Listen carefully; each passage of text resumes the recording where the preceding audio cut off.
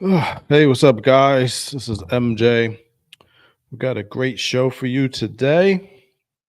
We have three automotive stories to look at and a few different shorts from Instagram to react to. And then I'm also going to answer a question from the comments from Bella. So let's get to it. Honda EVs will get selectable engine sounds, including S2000, F1 car, and Honda Jet. This is crazy. This is a story from the drive if you want to check it out. But look, Honda, it looks like they're doing the same thing as Dodge is doing. They're trying to put some different sounds into the vehicle. I don't think that Dodge fans particularly like that idea, but I don't know. Maybe Honda fans will maybe Honda fans will like it. I mean, let's see. They're two different type of people, I think. So let's look into this. So this is going to be similar to the Hyundai Ioniq 5N. That's like a Hyundai electric car. It's like a little sports car. It looks like that one has all type of fake exhaust sounds. But Honda is doing the same thing, but they're going even further. This is a concept right now, and this is from the Honda e-digital UX concept, equipped with a very interesting add-on to its instrument screen. So they're making it like a video game, and they're making it like you can select from some of the great Honda performance engines in the past or cars from the past. Looks like the S2000 is selectable, the NSX, the Civic Type R, and even a Honda Jet. Okay. Well, you could make it sound like an airplane. So yeah, it looks like you can select the different, it'll even look like the different gauge cluster. So that's interesting. And let's see. Let's see. Tap one of the e-gauges screen and it turns into the instruments of said vehicle, and it'll even make appropriate engine noises. It'll turn the VTEC on, so you'll hear the different changes in sound from the VTEC. Uh, the S2000 will sound different as it goes over 6,000 RPMs, just like the real thing does. And looks like they're adding on to just the sounds. The seat will vibrate to make it feel like you're driving an old sports car. Okay. Put it in Honda Jet mode, and the car is quiet at constant full throttle, just like a real plane would be. Anything other than that, and you will get what I can only describe as plain deceleration noises. I don't know. I think we'd have to get my friend Tom to look at that part. He flies around in an airplane. So yeah, this is interesting. They're going to be playing with the drive modes and come up with artificial gear ratios, different pedal mapping, so even the pedals will feel different. That is interesting. What do you guys think about that? I don't know.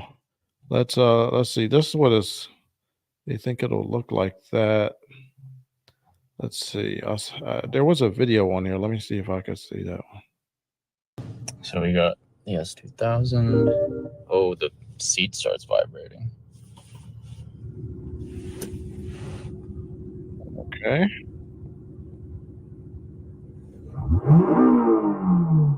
What the heck? All right. It simulates the rest of the dash over here.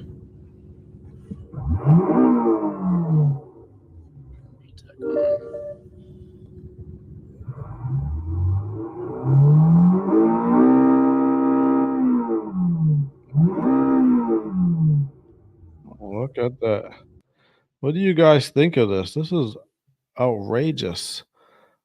I hate to really pass judgment on it before I've actually driven one of these cars or at least sat in one of these cars and see what it's like. I know Dodge guys don't like the fake exhaust sounds, but I don't know, maybe the next generation of Honda drivers might be more accepting towards something like this, like people who have been brought up playing video games, like playing all kind of driver simulation and video games. Maybe they might like something like this. I don't know.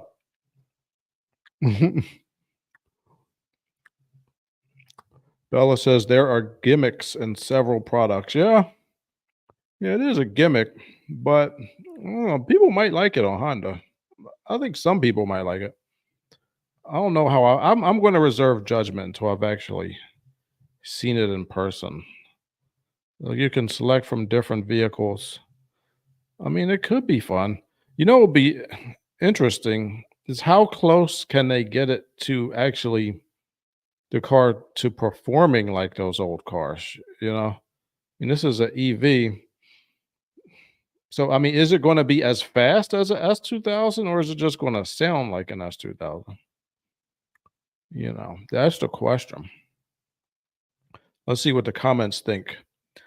I've been saying this from the start. Do retro and fictional sounds. The car company that licenses the Jetsons sounds will literally print money. Everybody wants the Jetsons car sound.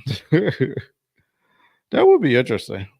I mean, if we can't have a cars that actually fly like the Jetsons, maybe at least they can sound like it a little bit. Let's see. I want my EV to sound like a Western stagecoach with a team of 6 horses. Otherwise, no deal.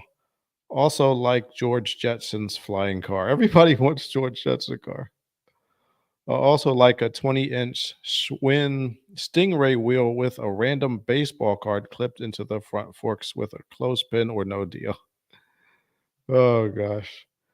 I get it. You don't have to use them, but people know the settings are there, and that is just too much to live down. Of course, no one ever went broke underestimating the taste or intelligence of the American public. Hey, how dare you say that, sir? First of all, taste is subjective. So, what is your problem with America? This guy says, what? No sound that the Harley guys from South Park make with their mouths? Ah, I don't know. It seems weird. It does seem weird at first, but I don't know. Maybe it'll be cool.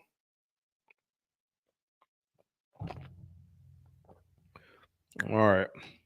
Well, that is just about enough of that. Let's answer Bella's question from earlier. Bella asked earlier in a comment, MJ, what are your thoughts about a 2001 Camry V6 from Florida, 36,000 miles for $9,000?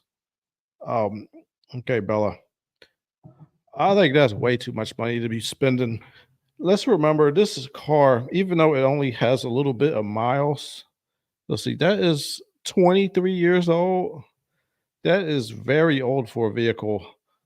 I mean, maybe there's no rust in it, but you also have to take into account thermal cycling of all of the rubber components under the hoods, like all the hoses. Thermal cycling is, it gets cold, it gets hot, it gets cold, it gets hot. And over time, that could cause rubber parts anyway, to just become super hard. And as soon as you take them off, they just break or they crumble in your hands whenever you try to work on it. I know when I was doing the PCV valve on my 2004 Toyota Camry, which is 3 years newer than this one, it's just it just won't move. It's just super hard. I just go get a new one, and then when you go get a new one, who knows if they're even going to still have that part available at the dealership. I mean, they don't make parts for these cars forever. So, and $9,000, good Lord, that's way too much. That's why I have picked out this 2015 Toyota Camry. If somebody has $9,000 to spend on a 23-year-old car, no matter how many miles are on it, you might as well just put $9,000 down on a newer car and then just have a very small car note. Like if you were to put $9,000 down on this,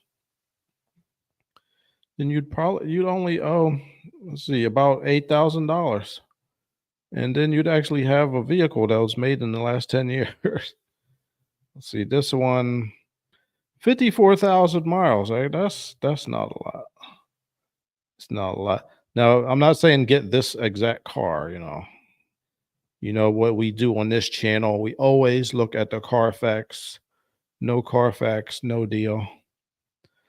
But if you're able, excuse me, if someone, not me, I'm not going to buy it, but if someone were able to look at the Carfax and the Carfax looked good on this, and then they got it inspected and the inspection looks good, then yeah, I'd much rather get something like this. I mean, what would be the car note on that small amount of money? Like, I don't know, like one or 200 bucks a month? Be nothing. And yeah, like, plus with old cars, tell you, my mom had I think it was a 94 Toyota Camry, and she took really great care of it, great condition. But then she went and she put the car in storage for a couple of years. And I drove the car before and after that. And after it came out of storage, like, you know, they weren't driving it very much when it was in storage.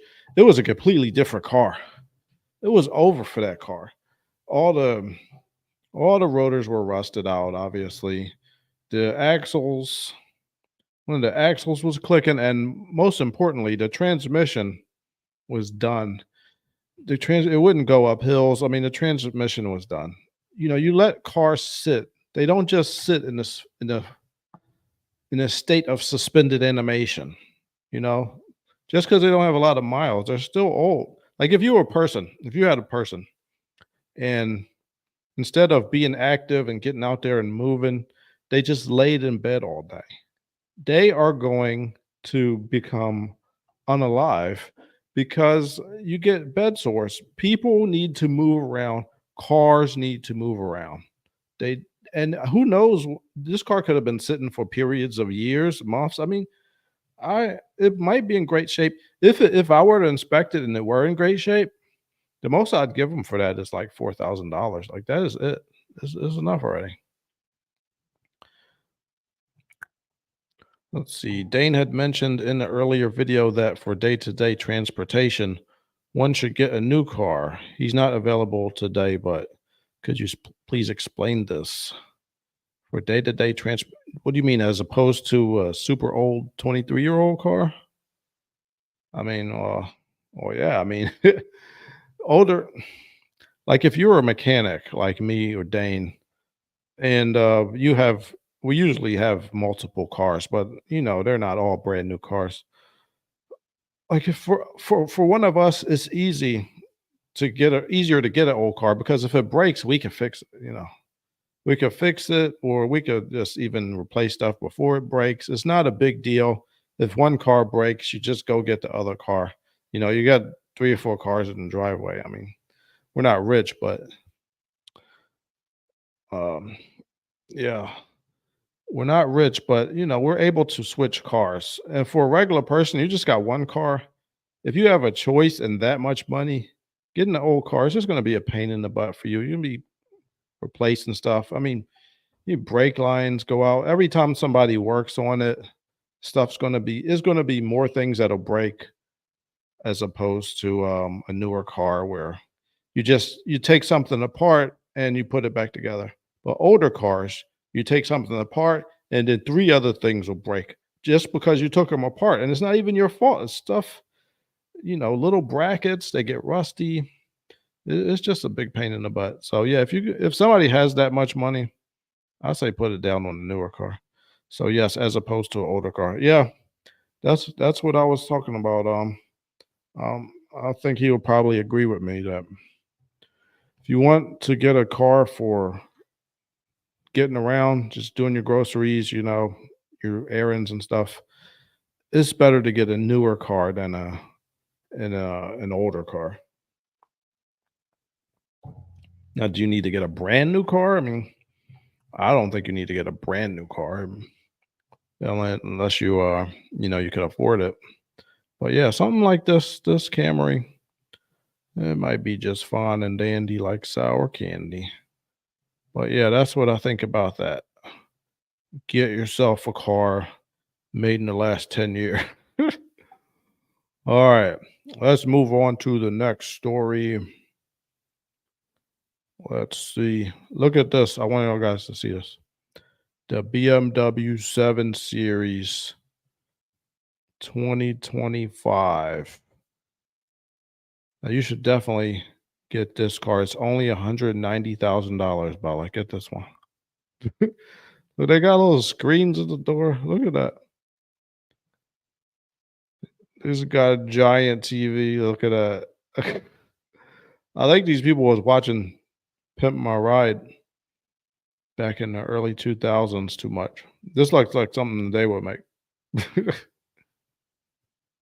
Look at that. You could recline. I wonder, does that TV screen, if you could watch that while you're driving, that might be dangerous actually. Because what if you get in an accident and then that screen flies off the hinges? You probably have to just you probably only get to watch that when it's off. But yeah, that is what BMW has. See, this is one of those videos where they want you to hear everything. I don't know why we need to hear. Let's see what the comments say. Definitely BMW. More things to break. Yeah, that's true. But if you're rich, you're not worried about that kind of stuff. This guy says, God, I hate these stupid videos. Oh boy. I don't know. I just think these videos are interesting. You get to see what's going on in other cars. I'm not going to get it, but some people like it. Let's see. Now look at this. Have you guys ever seen this? This looks ridiculous. How is this even legal? This is wild. These rims sticking out. Man, that can't be safe. Oh man.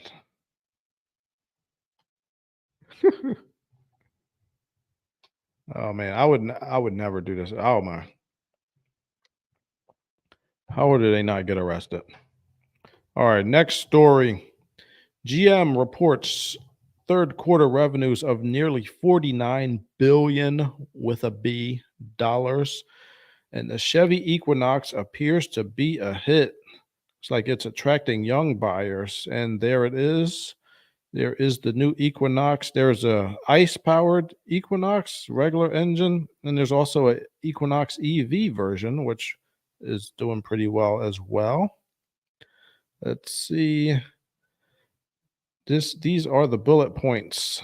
This success is due to an assortment of new and highly profitable vehicles, including the Chevrolet Traverse and the GMC Arcadia. The company's full-size trucks and SUVs are also performing well, and updated versions of the Chevrolet Tahoe / Suburban and the GMC Yukon, along with the Cadillac Escalade, will be arriving at dealers shortly. That new Escalade is supposed to be supreme baller status. I'm looking forward to seeing that. Let's see. The company's stock shot up nearly 10% to close at $53 per share. It's a 52-week high. Strong performance was fueled by an assortment of positive developments. You know what? I should buy me some GM stock. I think GM is doing well, and I'm looking forward to the future, especially if Trump gets elected. I think he's going to actually help our automakers instead of trying to always find them for little stuff here and there. All right. All right. Let's not get into all this um, these accountant terms. The takeaway is they are making a lot of money. Okay. All right. So, GM CEO Mary Barra said they grew the U.S. retail market share in the third quarter with above average pricing, well managed inventories, and below average incentives. She also pointed out that improved sales in China, as well as continued progress on EV production and profitability targets. So they're focused on optimizing their ICE margins and working to make our EVs profitable on an EBIT basis as quickly as possible. I think that's earnings before uh, interest and taxes. So it's like an accountant term. They're trying to make the EVs make more money. All right. So they're getting there, and that is good. All right. So that the GM has 44% share of the full size truck retail market. They're number one in full size pickup. So the Silverado is killing it right now. Dane should be here. I know Dane will be happy to hear that. Let's see. He'll be here Sunday. So let's see. So they are leading. Their position is about to get even stronger as the new Tahoe, Yukon, and Escalade will be arriving at dealers in the fourth quarter. So, see, either November or December, we're going to get new versions of the Escalade, Yukon, and Tahoe. That's what I'm talking about. So, here's the Tahoe, Suburban, the Yukon. Look at this giant screen. Now, some people don't like these giant screens. I like them. I don't care. A 55-inch diagonal screen. That's crazy. Well, these are upscale cars, and there are a lot of profit in those vehicles. Let's see. ICE-powered Equinox has the prices are going up, and people are paying for them. They're attracting young customers. And they're also, it looks like they got some type of deal with Hyundai. They're going to be cooperating in the future. Let's see, I forgot what they're actually cooperating on. I don't know if it was batteries or EVs, but they're going to be doing some stuff with Hyundai. That is pretty good. When they do that, they don't have to spend as much on research and development. So then they have more time for profits. This research and development is extremely expensive. So yeah, 64% of the large SUV retail market year to date, number one in full size SUVs. Yeah, people are buying these. Toyota is not doing as well in their full size SUVs. I think that's partially due to that new engine that they have, that new twin turbo engine that they just recalled out of the Tundra. They have that. I think they're putting that in the new Sequoia, and yeah, and people aren't really interested in that. I believe the Sequoia, I believe the Yukon still has a regular V8, which is less complicated than twin turbos, and that is what the people want right now. And look, this looks great. They look great. I'm hoping they have worked out all of the displacement on demand problems they had with some of those other V8s, some of the earlier year V8s. And there were some transmission issues to work out. If they've got those worked out by now, then these could be really great vehicles, especially this Silverado and Sierra. Very nice. Let's see what the comments have to say. For all the hand wrangling ringing over the wage hike just goes to show that automakers can make good money if they have the product mix right. Toyota is in even better shape, and that's after giving a significant wage hike here and a record one in Japan and voluntarily giving more money to suppliers. Yes, well, Toyota is doing well, at least for the Camry and the RAV4 and the smaller vehicles. Their larger vehicles aren't doing as well because of that twin turbo problem I was talking about. Hopefully they will work through that. But right now, if I had to get a new Tundra with that twin turbo V6 or a Chevy Silverado with the classic V8, I'd definitely get the Silverado at this point. So let's see. It's a mix of things. Their Toyota's electric vehicles are doing terribly. They got the BZ4X. I'm gonna make. I filmed some video for a short about that. Every time I go to the Toyota dealership where I live, that same BZ4X is sitting in the showroom floor. Nobody wants to buy it. It has been there since it's been there since summertime. It's like it's about to be Halloween soon. So nobody wants that. But there was a Camry I saw in there. That Camry was there for one day. I came in there to order a part. They didn't have it. I came back the next day. It was gone. That Cam- and the Prius, there was a Prius in there too, a red Prius. It was looking good. And I saw it one day, and next day it had a sold sticker on it. I was like, man, somebody got the Prius right away. But that BZ4X is sitting there, and it collected dust. Wait till you see the short I make for that. It's funny. But yeah, so GM is doing well now. As far as Toyota giving people raises, you'll see that sometimes in Detroit, at least, when one company gives a bunch of raises, a lot of the other companies will follow suit because people will leave and just go to work for the other company. So yeah, they can't have people poaching their best talent. I'll tell you more about that another time. But yeah, that happens. GM did that to Toyota before. Somebody was telling me when I used to work there. They were saying GM gave engineers a whole bunch of more money, and a lot of the Toyota engineers went to work at GM. So then Toyota gave everybody raises so that they wouldn't leave. So that happens. It happens back and forth. It's just a industry thing.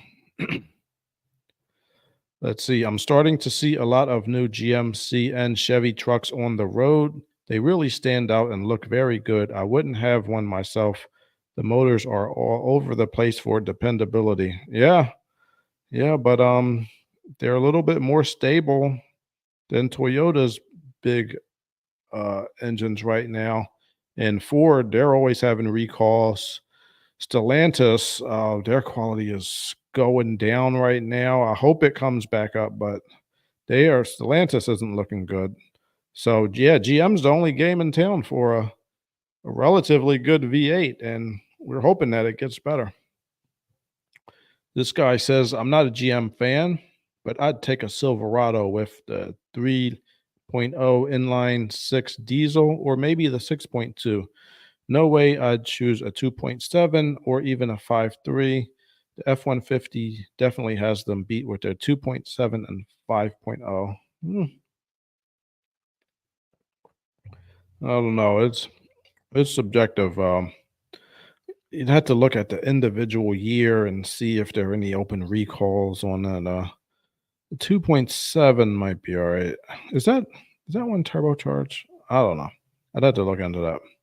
But yeah, that's what we got on GM. GM's doing well, and that is good. Here's a clip. Look at this. F1. Look at this pit stop. Look how fast they get the tires off. They lift it up, zip it off. But now wait till you see how fast they do it. Wait till you see how fast they do it today. It's crazy. This is what. Here it comes. All right, this is right now. This is right now. And we're going to try to count down.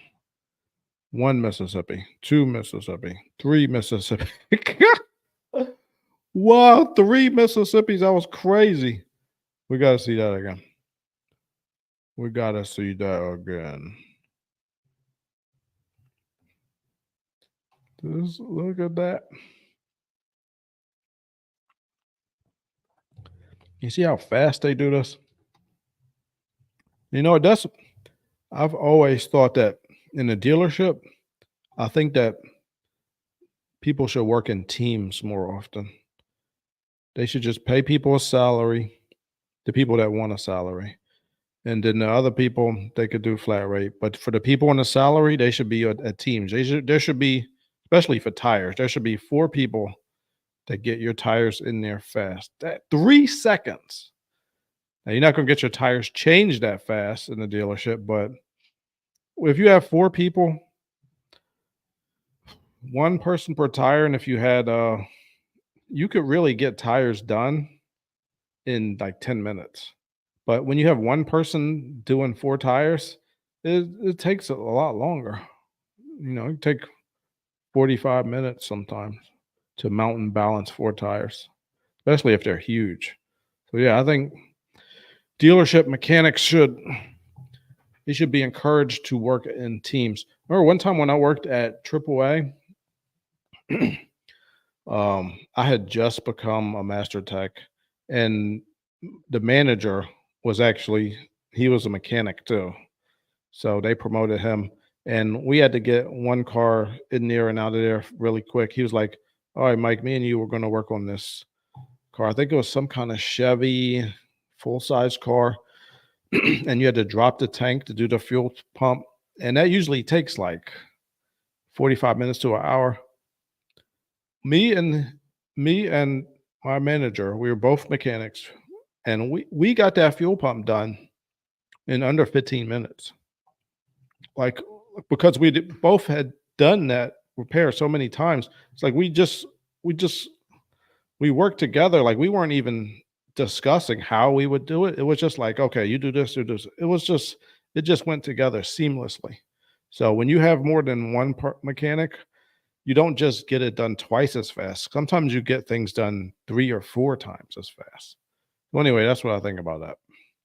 Let's look at something else. All right, look at this guy. This is a Cadillac dealership, right? They have some type of thing where you roll it up on there. It'll take your tires tread depth, and it can look and see there are markings on the side of your tire that'll show when they were made, so they can see if they're you know, too old. Yeah, see those 4 numbers right there? It says made in 2021. So so yeah, very quickly it can get a look at all. It'll take pictures of the underneath the vehicle. You can see their dents and everything. So if you have a dent, it can see that. So yeah, now this isn't going to replace a mechanic, but it could be a quick way to evaluate a vehicle. And this is brought to us by Juvan Banks and Team UVI. If you want to check them out on Instagram. But yeah, we're just checking out their video real quick. Thank you guys. All right. Did we already talk about this? We already talked about that. Look at this one. This I told you guys. I told you guys. Look at this. This is how they fake you out. The check engine light, they just go and break the lights. So they'll never come on when you go to buy the car. The light will never come on because they done broke the bulb out. I've seen sometimes the bulbs are in the back of this cluster. So all they have to do is unscrew them. The guy could have unscrewed them here probably, but he just decided to break them. Let's watch that again. This is how people rip you off. This is why you need to get your car inspected, because there are people out there doing this kind of stuff. Look at that. Scoundrel. Unbelievable. So yeah, so they'll either do that or this whole piece right here. If they could find a, a cluster on sale, like on eBay or in a junkyard or something, with a lot less miles than the car they have in front of you, they'll just replace this part right there. That's it. They'll replace it and it'll be gone. And then you'll be thinking, oh, look at me. I got a car with 120,000 miles, but you do not. You have a car with 220,000 miles and they just switch the cluster on you. Or you get in there and check engine. Oh, look, the check engine's light's not on. I don't need to get the car inspected by a mechanic like MJ suggested. But then the check engine light is on. It's just not illuminating. You can watch out for this if there's something called prove out, which means this is how it's supposed to work on every vehicle after 1996 with something called OBD2. So when you get in the car and you go to start it, this check engine light and all these lights, they're supposed to come on for a second, maybe 2 or 3 seconds, and then the light goes out, right? That's called prove out. All that is proving to you that the light could come on if it wanted to. But once you start it, the computer checks, goes through its checks and everything. And then it says, okay, there are no codes in me. I'm going to turn this check engine light out. That's how it's supposed to work. So whenever you get in a car, you go in to go buy a used car and you go and turn it on and you never see any type of check engine light prove itself out, you know, they done took the bulb out or they done broke the bulb. They do it. They do it all the time. Like 5 different dealerships near me, they got indicted for doing these type of things. They were changing clusters. They'll change the mileage on that cluster. They have so there are tools that you could plug in and it'll let you interface to update the mileage when you actually do have to replace that cluster. Like sometimes the cluster will break and you're like, look, I got to get a new cluster. You're supposed to put the same mileage from the old one to the new one, but they just buy the tool and they hook it up and they just type in there with the wrong mileage. That's why you should always look at the Carfax before you buy it because you can see, okay, the last time it was registered, let's say it had 170,000 miles, and then you get in the car and it says 80,000 miles. You're like, wait a minute, the last time it was registered, it was 170,000 miles. The miles don't go backwards, obviously. So yeah, that's why we look at the Carfaxes. That's why we get mechanics to check these vehicles out before you buy them because as a regular person, it's too much information for you to be able to figure out, you know. You're not going to be able to become a mechanic in just watching YouTube videos. So yeah. Yeah, now look at this.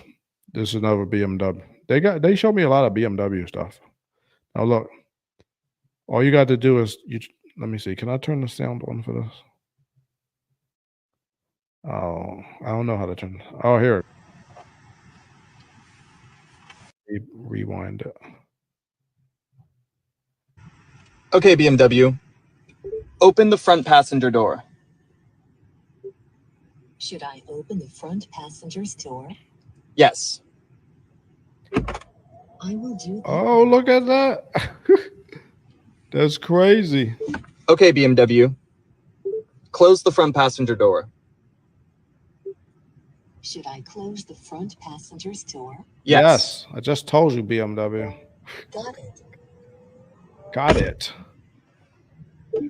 Yo, that's crazy. I'm telling you, BMWs have been talking to you for a while, and now they can open doors.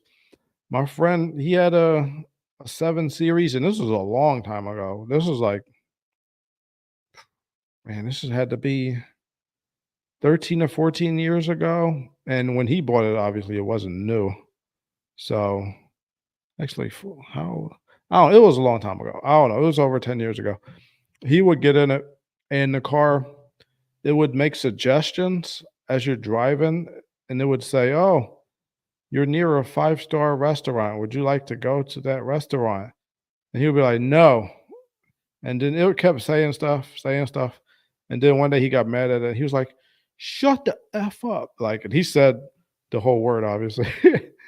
And then the car stopped talking to him for like 3 days. So it could understand curse words. That I think we figured that part out. All right. All right. Well, that is the last video. That's all I got for you guys today. If you could hit the like button, I would really like if you were to hit that button. Let's see what else. If anyone has any more questions, I could answer them or try to answer them before I go.